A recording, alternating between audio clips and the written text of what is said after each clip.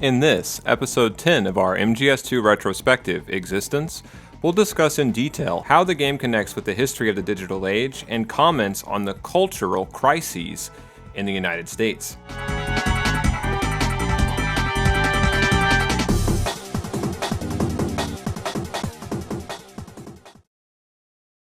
February 1946. To calculate a statistical analysis of artillery firing and help soldiers with their aim, the University of Pennsylvania unveils ENIAC, the Electronic Numerical Integrator and Computer. It is among the very first digital computers in history. From the very start, computer simulations, calculations, and the military all went hand in hand. The advent of the military-industrial complex, as President Dwight D. Eisenhower would dub it in his farewell speech, and the earliest foundations for the digital age went hand in hand too. But at first, the applications for such technology were mostly limited to defense-related math and science calculations. By the 1960s, primitive computers were involved in flying humanity to the moon, as well as fighting the endless wars in Vietnam.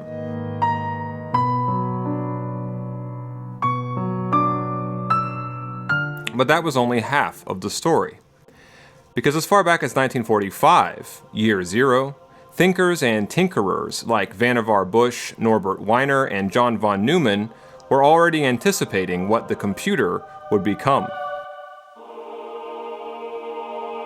Computers run on numbers, in terms of electronic pulses that oscillate between a binary pulse of zeros and ones, offs and ons. These number sequences are used to code commands and operations, so in a sense it's as if the machine is approaching the threshold for thinking thoughts like a human being. After all, according to science and psychology in the immediate post-war eras, the substance of thoughts is just electricity. Human beings were really no more complex in how we function than, say, a thermostat. And right away, it seemed as though computers and minds, with the innovation of the digital computer, were not only comparable to each other. The more that digital technology advanced, specialists hoped that it could pave the way to understanding and even controlling how our own minds convert a similar stream of electric signals into things like learning, consciousness, and thoughts. This was no less a subject of serious intellectual pursuit for the Soviet Union, who already believed in an ideology that saw the human being as little more than the sum of her objective parts. As the Soviets rapidly mastered sciences of things like, say, myoelectric prosthetics, their rivals in the West were separately continuing a Nazi-era project that would be known over the years by a number of different names. Names like Project Bluebird, Project Artichoke, and Project MK Ultra. These were, simply put, experiments into the question of mind control.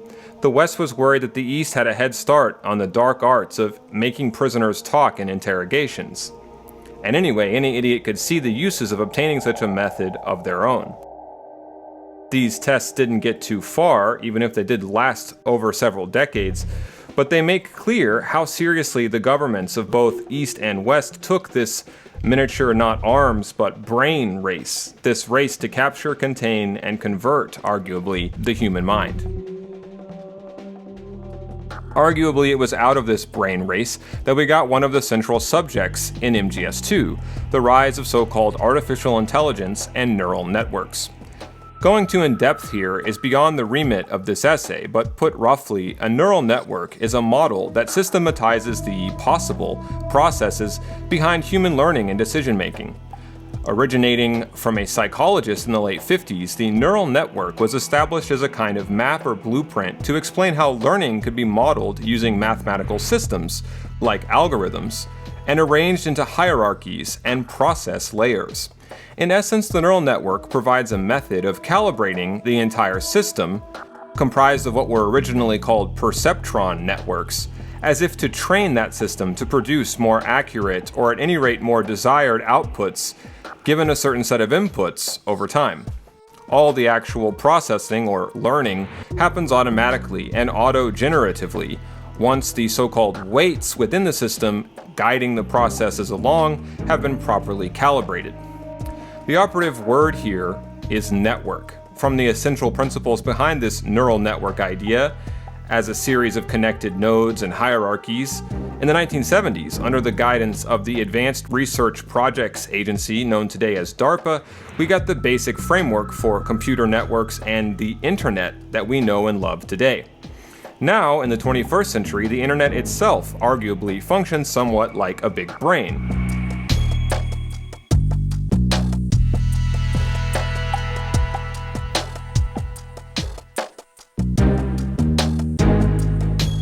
One that can remember, learn, and even adapt to inputs over time. This we see in the enormously powerful algorithms powering the search engine Google, or in completely new fields that have sprung up in recent years like data brokering. But this just begs larger questions that even as early as 2001, Metal Gear Solid 2 was debatably already asking. They regulate the country's various interests through controlled presentation, staging a drama that is palatable to the general masses. Can you imagine what would happen if they ceased to function? Picture a massive political vacuum, a space that every powermonger will try to fill for their own greedy ends. All I want is to be remembered by other people, by history.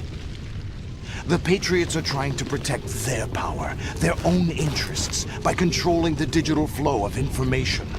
I want my memory, my existence to remain. That's the proof of your incompetence right there.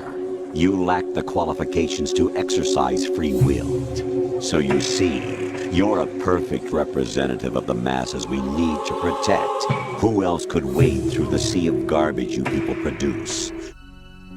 If the internet has some of the rough features of a neural network, and if people use the internet more and more as part of their everyday lives, and if neural networks model human thought patterns, isn't there a creeping danger here? A danger that the more power the internet gains, the more our thoughts might be pre-programmable, alterable, or capable of being influenced by artificial means. At what point does reality fade into hyperreality or a simulation of reality? At what point do we lose contact with truth, with the real world? This was obviously a topic greatly explored by a major cinematic influence on MGS2, The Matrix. Well, it's this subject that MGS2 obviously set out to wildly speculate about as a work of science fiction. Broadly, the idea of artificial intelligence has its roots in such thinkers as Ada Lovelace, Charles Babbage, and of course Alan Turing. But the term itself originated with computer and cognitive scientist John McCarthy in the mid-1950s. As I've tried to convey all along, the project of artificial intelligence and of mapping the contours of the human mind have gone together. Ever since the Enlightenment, the greatest thinkers and naturalists of their time have tried to work out the difference between body and mind, or mind and brain. The rise of the digital age has propelled this ages-long search into new terrains, now relying not only on cognitive neuroscience or psychology, but also statistical, quantitative analysis and applied mathematics. In MGS2, the Patriots are revealed to have once originated as a handful of powerful American elites, and who now exist only as a system of interconnected neural network AIs. The way they operate as AIs are what specialists would call strong or general AI. To quote researcher Vincent Boulain, AI that would match, if not outperform, a human's ability to make sense of the world and develop an understanding of its environment. Even today, this kind of AI is still a long ways off. But Hideo Kojima has said that he sees sci-fi's initials, SF, as also standing for speculative fiction. The only thing, hypothetically, AI researchers need to turn so-called narrow autonomous AI, like the kind in today's self-driving cars, into more general AI systems like the Patriots is a greater mastery of the underlying system mechanics, better hardware, and wider data sets with which to train. Now there's an important caveat to make to all this. AI can't learn or understand in the way that we do, at least not yet, and maybe not ever. So phrases like neural network or deep learning are a bit misleading. The ultimate goal is to achieve strong general AI like the Patriots, but even then there are certain things AI may never be able to fully emulate about our minds. This question, or rather skepticism, about the limits of digitalizing human nature may actually go back in MGS to a crucial yet optional conversation between Snake and Mei Ling. Don't forget to save your memories of me too. Can't save memories even on that system of yours. Memories are fragile things. After you reduce them to binary numbers and send them through the air, they're not memories anymore. I wouldn't be so sure of that. There's nothing my system can't do. Memories aren't just sounds and pictures. They exist somewhere between the sounds, between the pictures. I don't get it. Anything can be done digitally. If that's true, why don't you go ahead and try to say what I'm thinking right now? I can't save that type of thing. You have to put it into words at least. That's right. And that's what memories are. Wordless. I don't know about that. No matter how far data technology advances, you'll never be able to penetrate the human heart. You're wrong. It's just a matter of time. But first you have to try to understand human emotions, Mei Ling. And how do I do that? You have to allow yourself to fall in love with someone. Isn't there a concern that machines, by their artificial natures, cannot distinguish between what a philosopher might call form versus substance? To quote Boulain here, computer vision systems, for example, don't perceive a pattern at an abstract level like a human would. They just see a correlation between a group of pixels. The way machine learning works has nothing to do with how humans learn. Machines learn by finding statistical relationships in past data. That's all. A facial recognition system could not distinguish between an actual person and a picture of a picture within an image." End quote. Keep this in mind when it comes to Raiden, who after all is a AI or digitally produced version of Snake. He's a snake, in other words, lacking substance. First, though, what is machine learning? Well, this term, also known as deep learning, somewhat came after MGS2's release in 2001, but it builds off a term very familiar to MGS fans that goes all the way back, as I've covered, to the 1960s and 70s, neural networks. In the early 2000s, researchers discovered that neural networks, which by and large most in the field had already abandoned since the 1980s, could work across multiple network layers to become much more powerful than conventional AIs. This gave rise to the concept of deep or machine learning, and from it nearly everything as we know it today in the third decade of the 21st century would be born. Deep learning powers Google, as I mentioned, but also Facebook, Siri, Alexa, self-driving cars, and much more about modern society. That's right, MGS2 and its emphasis on neural network AIs somewhat anticipated everything that followed it. So how do deep learning neural AIs actually work? Well, amazingly, they operate like a black box. To yet again quote Boulain, "We know the input and output of such a system, but the computational process leading from one to the other is hard for humans to understand." However, what we can understand is such systems are only as good as the data set they're trained with. Because, as I already said, neural networks use machine learning by crunching statistics from huge amounts of data to find correlations and make predictions, or apply prefigured rules of operations. Simply put, there's a direct parallel we might draw between the Patriot AIs introduced by MGS2 to the explosion of deep learning AI systems used today to predict customer preferences, voting decisions, criminal behavior, credit scores, and more. As reported by Sam Biddle of The Intercept, this often takes on an almost dystopian bend. So-called affect recognition is a new technology that claims it can find hidden meaning in the shape of your nose, the contours of your mouth, and the way that you smile. According to the watchdog group AI Now, affect recognition claims to detect things such as personality, inner feelings, mental health, and worker engagement, all based on images or video of faces. And it all follows the same basic idea of MGS2's AIs, which were designed, after all, to study the massive rise of digital information in order to predict and then implement the best methods of shaping how any given piece of data would ultimately be received and perceived by the masses. Even if that end goal isn't exactly the same as the modern AI systems I've mentioned here, and even if MGS2 failed to predict the huge shift away from government to private enterprises when it comes to the proliferation of neural net AIs, let's not ignore that many of these private companies' biggest clients are still government agencies like DARPA, the RAND Corporation, and the NSA, not to mention law enforcement, credit bureaus, and Wall Street. A recent book by noted historian Joe Lepore traces the rise of reactive AI systems, which are built around condition action or if-then rules, to a failed company far ahead of its time from back in the 1960s named Memetics. Since then, companies like Facebook and the notorious firm involved in the 2016 US presidential election, Cambridge Analytica, rely on the massive pre-existing dataset available online to train their algorithms, which are powered by neural machine learning AI, in order to manipulate, if not steer, the public mind. To quote a review and essay on Lepore's book in the New York Review of Books, machine learning techniques intuit cultural affinities and political preferences.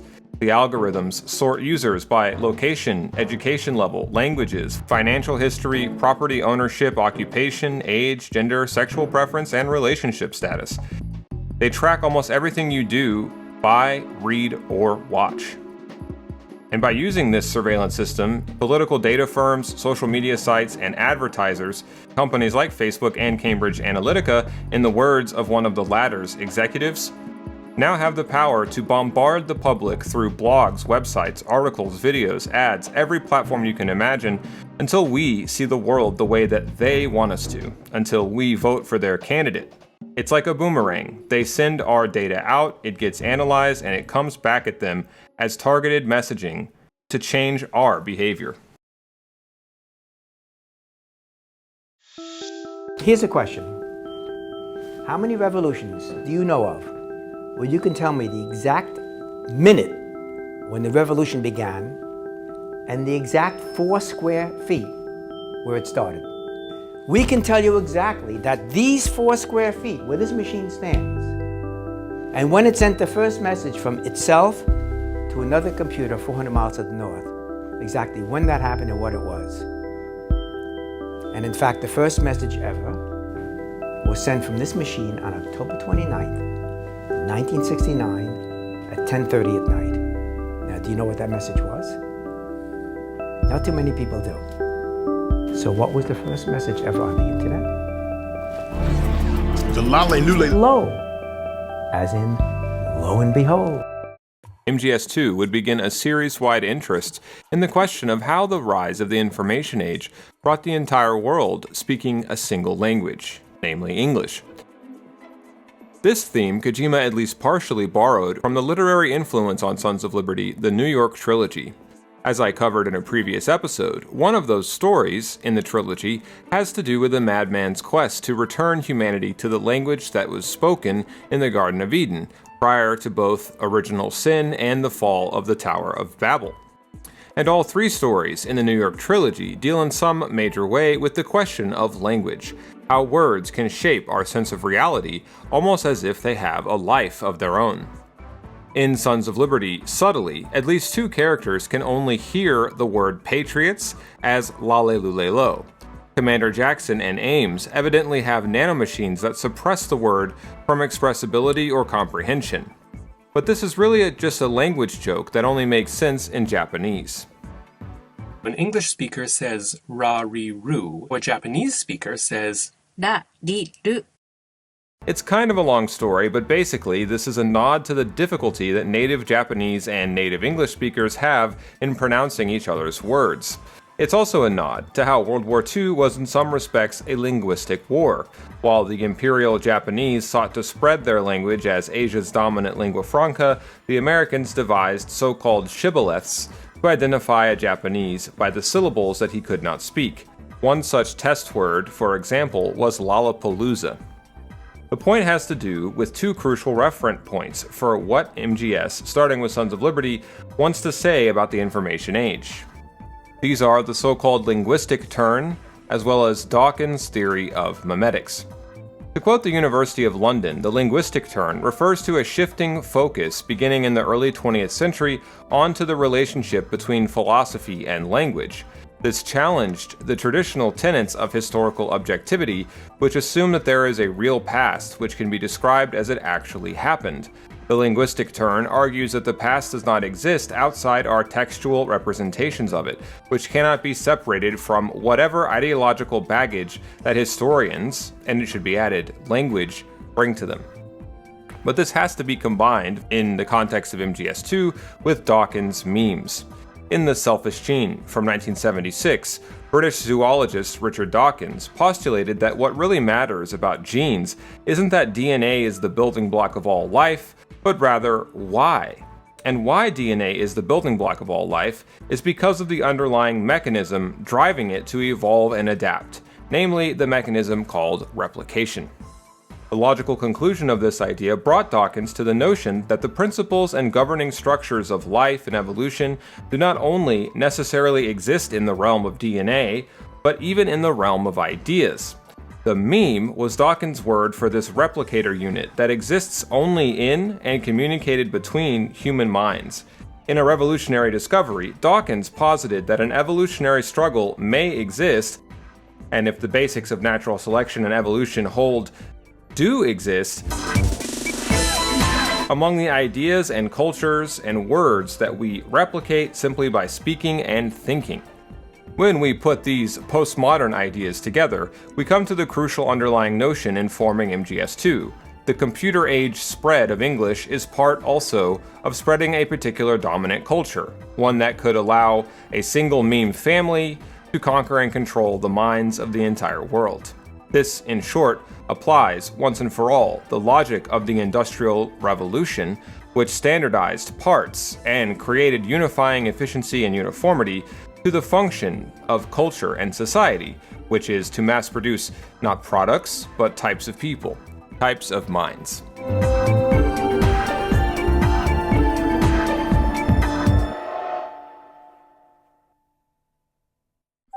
Did you ever download a game in your smartphone, and suddenly you started wasting all of your day in that game? While shopping you play, before sleeping you play, and maybe also while driving, you can deny sometimes you play. After hours and hours of playing slowly and slowly, you begin thinking, how I wasted a full week in this game. If this happened to you, then congratulations, you have been stuck in a Skinner box. So while we may only be aware of our conscious thoughts, our minds are also operational on lower levels that we don't notice. A big example is what's been called pattern recognition. How do humans just intuitively grasp patterns, say in speech, or in people, or even in culture? How do we know the difference between symbols like a fork and a spoon? How to read cursive, or instantly recognize a face? If our minds are merely information filtration machines, how do they function? Rosenblatt's neural networks were the attempt to answer this question. They provided a mechanism for symbol processing that broke everything down procedurally with inputs, an output, and weights. By calibrating these weights, the neural network could be trained to make the desired outputs accurately. Thus, the earliest mechanical account for how neurons work in the brain was formed, and a possible way forward for what would later be called machine learning was established. Here we already have the foundation for MGS2 and its fixation on artificial intelligence and neural networks. If pattern recognition is about intuitive understanding of what you see, we can think of society at large as a kind of networked mind, a superbrain, so to speak. Are the neurons, that is to say the individuals, within that brain on the same page? Are they calibrated correctly? Or are there errors in the weight values, as it were? If all of the citizens that the Patriots fear are calibrated by the S3 plan, then their supermind will be calibrated properly, and sanity, as they define it, will be obtained. But if this societal mind is automated, then so too becomes culture. After all, culture is itself a pattern of information transmission, one that would be meaningless if there were not brains to recognize it and interpret it. That is the difference between DNA and memes. And if there is only one mind, there is only one culture, one meme pool, one long pattern to recognize, just as the Patriots intend there to be. The biologist Richard Dawkins helped inadvertently to express this idea of memes as a network when he wrote, in the text that established meme theory, The Selfish Gene, quote, "If an idea catches on, it can be said to propagate itself, spreading from brain to brain," end quote. In other words, the struggle for survival between memes is largely waged by spreading the size of your network, much like genes try to propagate themselves in the gene pool. And this is exactly what the Patriots are trying to do. Propagate their memes to think for us at the expense of individuals coming to their own conclusions and interpreting things for themselves. The importance of interpreting things for ourselves and not just checking out like Raiden is largely doing at the beginning of the game is a big part of the moral, you might say, of MGS2. The Big Shell incident is full of patterns designed to calibrate Raiden's weights, so to speak, meaning how he'll interpret his inputs. We covered a lot of these patterns in episode 8. Notice that Raiden begins as the epitome of the kind of person, or neuron if you will, that the S3 plan through backpropagation seeks to correct. Backpropagation is about starting with an erroneous output and tracing it through the process and along the weights back to the inputs to gradually correct it in reverse, so that next time it will be calibrated properly. This is kind of like how the Patriots have to correct Raiden's incorrect, inaccurate picture of himself and his reality. But unlike a neural network that's designed to, say, read text or produce a transcripted image found in reality, the desired output for the Patriots, the sanity they're selecting for, is one which they and they alone decide as reality. Ironic given that they themselves are an artificial neural network chain. It's easy to get wrapped up in conspiracy theories here, but I don't think that MGS2 necessarily foresaw the current crises of today, nor do I think anything nowadays is part of some master plan or secret cabal. There is no power behind the scenes operating like the Patriots, not in my opinion, even though many conspiracy theories along these lines are proliferating as I speak. しかし、現代のデジタル社会では、日々のあらゆる情報が蓄積され、些細な情報がそのままの形で保存されている。永久に劣化することは。To the contrary, I think the one element in MGS2 that has held true, even now, 20 years later, is that what we're living in is not a system with any one human being in control. Things, rather, seem to be running on a kind of autopilot, according to their own logic, in ways I don't think anyone, not even MGS2, could have reasonably predicted. The basis for the Patriots are a group that were deeply involved in American politics and policy making in the mid-20th century, an informal handful of elected elites known as the Wise Men, or the Wise Men's Committee. These Washington and Wall Street insiders, who included among their ranks such luminaries as George Kennan, were wrapped up in everything from starting and conducting World War II to launching the CIA, starting the Cold War, and running the war in Vietnam. They found a way to merge together social issues, economic policies, and foreign policy. But the wise men were all dead by the end of the Cold War. The society that one way or another they built was created, arguably, to go on indefinitely without a unilateral controller as a system, and it would only be able to do so as a digital system. In many respects, this is what the entire MGS series wound up being about by the end, beginning only, perhaps, with MGS2. Unlike the end of MGS1, which revealed that the Secretary of Defense, Revolver Ocelot, and Liquid Snake were all orchestrating events behind the scenes to various extents, the big reveal at the end of this game is that no one is really driving the car. It's turtles, AI systems, and memes replicating themselves all the way down. In this regard, MGS2 was setting out to perhaps question the very existence, the bare possibility anymore, of truth itself. The reason I say that I don't think MGS2 is perhaps as prophetic as it's sometimes given credit for today is that unlike in the era of its development, today the internet is networked together much more than ever before. Rather than people retreating into their own isolated pools, as the Patriots explain at the end of the game, today we are all confronted by the other, by the people who see the world differently than ourselves, and I think this is driving a lot of the social tensions that are erupting around us today. This networking together is what's arguably created these new tensions, and they're tensions that the game did not really address. However, the basic problems that the game identified for truth certainly remain. And for this reason, Metal Gear Solid 2 remains a drastically important work for understanding the information age. But to really understand how these basic problems that the game identifies are arguably written into the very DNA, or should I say the meme, of the American experiment, we'll have to discuss the actual era that MGS2 was really reacting to, the 1990s.